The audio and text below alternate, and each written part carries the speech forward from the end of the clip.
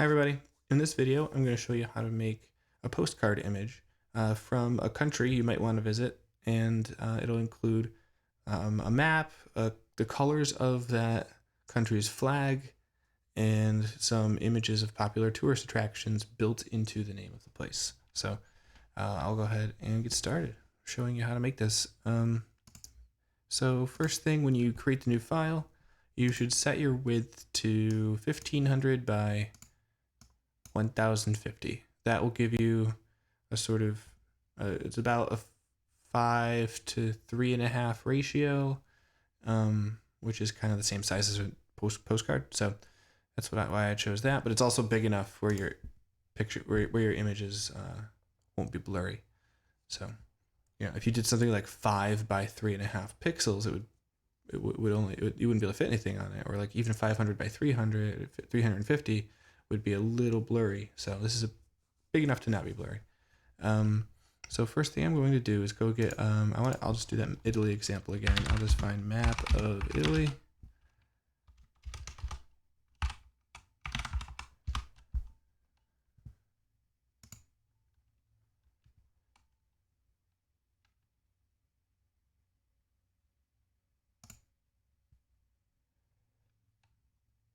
And this is kind of blurry. I'm not going to use this one. I'm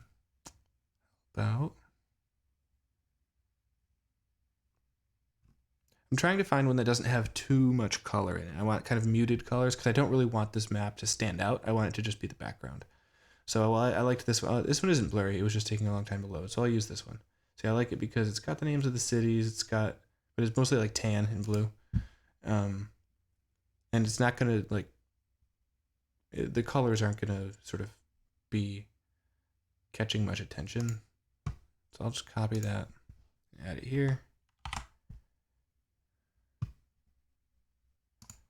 And resize.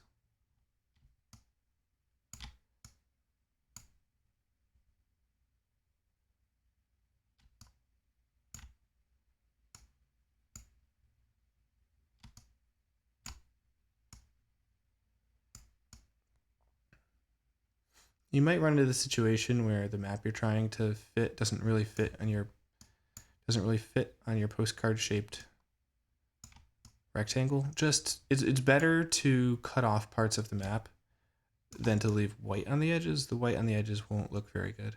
It'll look like there's weird borders on it. So I'm just cutting off part of the map.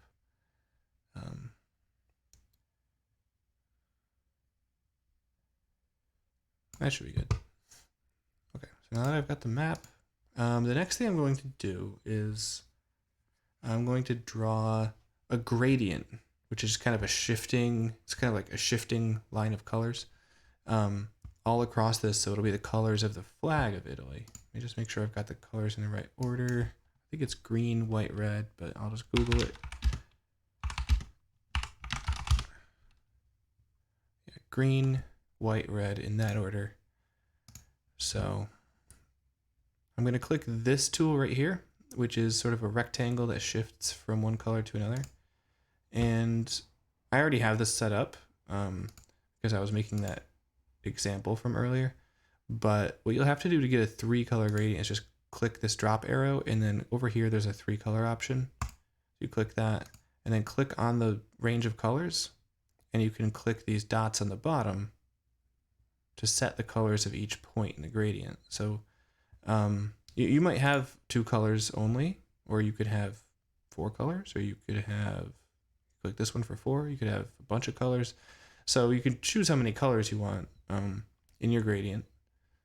I chose 3 because the Italian flag has 3. So I'm going to choose green, white, and red. All right, so I clicked each dot here and then chose the color for it. So I clicked this dot and chose green, clicked this dot and chose white, and clicked this dot and chose red. And now my colors are set for my gradient. What I can do is, with that gradient tool selected, I'm going to create a new layer. So I have an extra layer here, layer 2. I'm going to call this bottom layer map. Naming my layers. Naming your layers is always a good idea. And I'm gonna call my second layer gradient.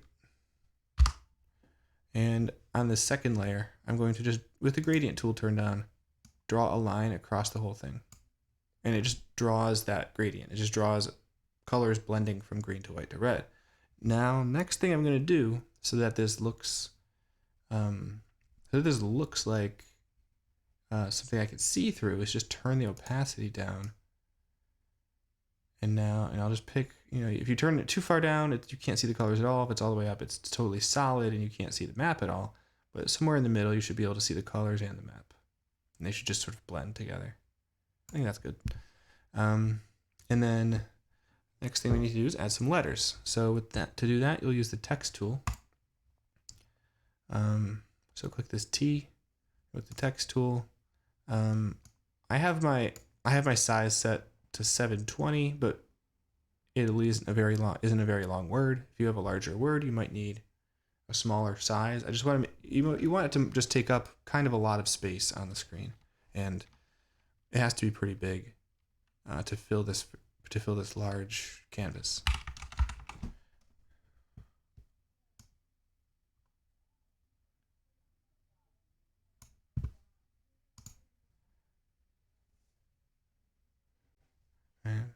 And what I'm not actually going to end up keeping these letters.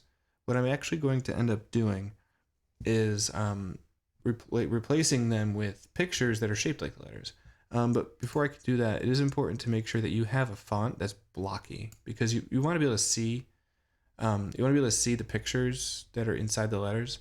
So for example, if I just highlight this, if I look at my options for fonts, like I don't want something that's really thin. Like something like this, it's way too thin. You won't be able to see any of the pictures showing through. So just look at your previews and find a font that's big, like that has thick letters. That way, at least you can see the pictures when you add them. So I'll use this font because it's it's got pretty bold letters.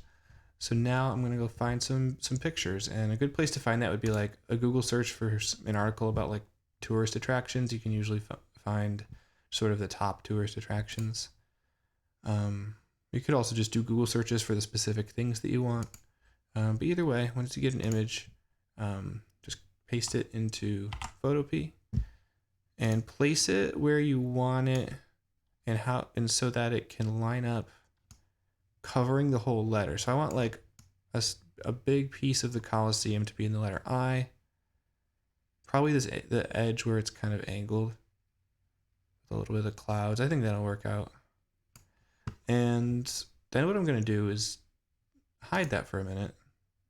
Select the text layer. I'm going to use the magic wand to select the letter. So you notice my selection is around the letter I. But what I'm going to do is bring back layer 1, click on layer 1. So layer 1's active now. And Control-Shift-I to invert my selection and delete with backspace. And what I just did was I removed everything from layer 1, but in the shape of the I selection inverted, right? Like, so I cut away everything outside of the letter I, but on a different layer, not the letter I's layer. So now I've got my I, and I can repeat the process for the rest of my letters.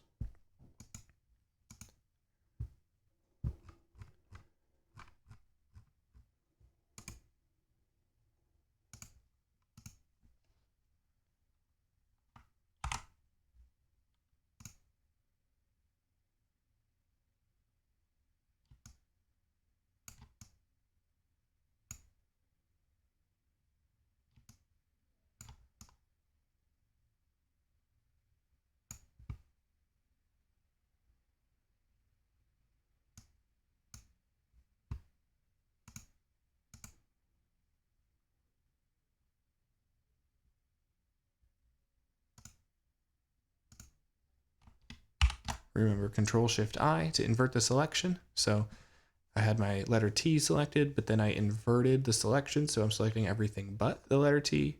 And then I switch back to layer 2, which is this picture of the canal in Venice. And I will now, when I remove, it's going to remove everything but that T shape from that canal picture. Right, and I just keep repeating that process for each picture. So Pompeii.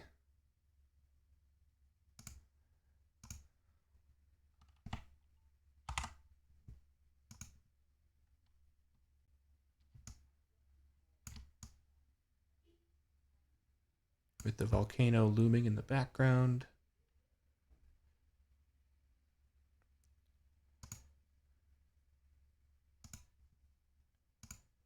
Select. Oh, gotta make sure my text layer is active. Select.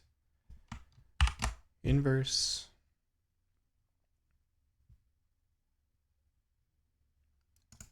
Active. Make the layer that I want to remove from active and remove.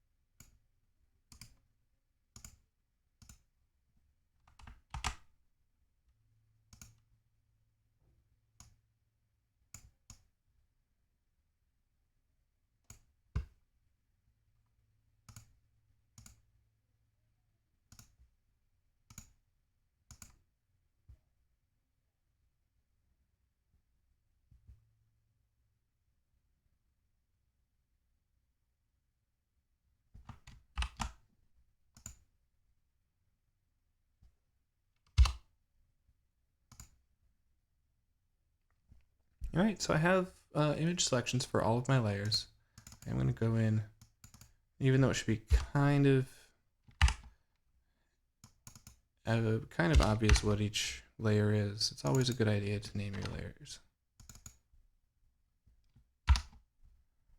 So I'll do it anyway.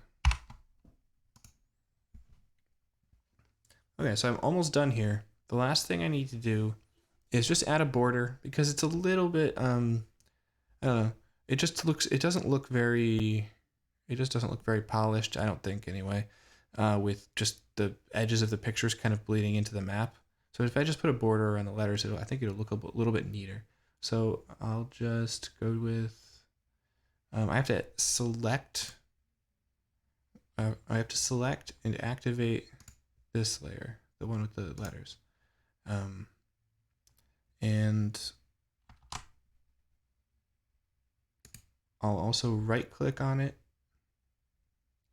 So what I'm talking about is I'm right clicking on the layer itself. So this layer, the layer in my layers panel, this says Italy right here, my text layer, I'm right clicking on that. And then I'm clicking this thing that says blending options. Within blending options, there's a whole bunch of different stuff you can add to the text. So bevel and emboss is kind of like a 3D appearance. You can add shadow, you can add glow, you can add all kinds of stuff. However, what I want to do right now is stroke. A stroke is like a line. So you can change the size. You can make it a really big line. You can make it a really small line. I'm going to go with 8 pixels. And you can change the color. Just set the color. I'm going to stick with black. I think black will look good in this one. So I will just leave that at 8 pixels and black. And now one problem I have is that my text is actually covering up all my pictures. what I'll do is I'll just drag my text layer all the way behind the pictures. And now you can still see the border because the border around the letters, that stroke is on the outside of the letters, but all the pictures are on the inside of the letters. So you can still see it. And so that's all. The postcard's finished.